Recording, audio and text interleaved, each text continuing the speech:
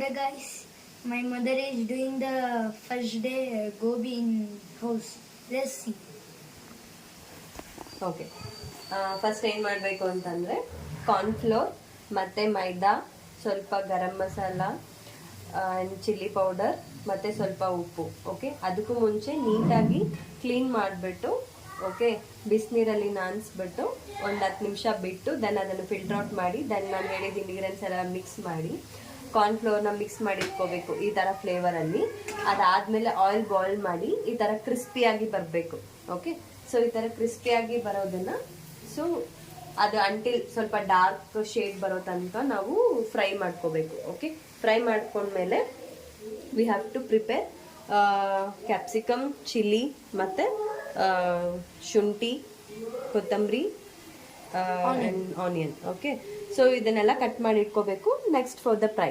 Okay, ಇದ್ರ ಜೊತೆಗೆ ನಮಗೆ ಸೋಯಾ ಸಾಸ್ ಬೇಕು, ಮತ್ತು ಗ್ರೀನ್ ಚಿಲ್ಲಿ ಸಾಸು, ಮತ್ತು ಟೊಮೆಟೊ ಕೆಚಪ್ಪು, ವಿನಿಗರ್ ಬೇಕು. ಸೊ ನಾವು ಒಂದು ಕಡೆ ಫ್ರೈ ಆಗ್ತದೆ. ಓಕೆ, ಇನ್ನೊಂದು ಕಡೆ ಬಾಣಲಿ ರೆಡಿ ಆಗಿದೆ, ಆಯಿಲ್ ಆಗಿದೆ. ಅದಾದಮೇಲೆ ಜಸ್ಟ್ ಆ್ಯಡ್ ಫಸ್ಟ್ ಶುಂಠಿ, ಸಣ್ಣ ಹಚ್ಕೊಂಡಿರೋ ಶುಂಠಿನ ಆ್ಯಡ್ ಮಾಡಿಕೊಡಿ. ಓಕೆ, ಅದಾದಮೇಲೆ green chilli,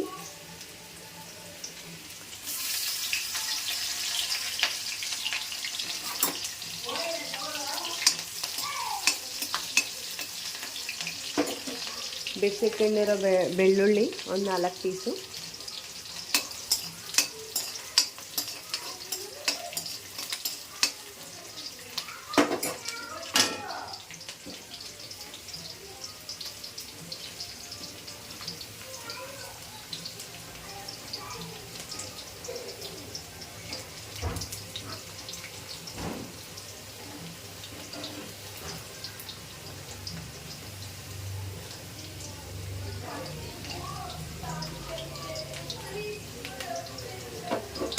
okay. So onion ಸಣ್ಣ ಹಚ್ಚಿಟ್ಕೊಂಡಿದ್ವಲ್ಲ ಅದನ್ನು ಆ್ಯಡ್ ಮಾಡ್ಕೋಬೇಕು. So onion ಹಾಕ್ಕೊಂಡ್ಮೇಲೆ capsicum,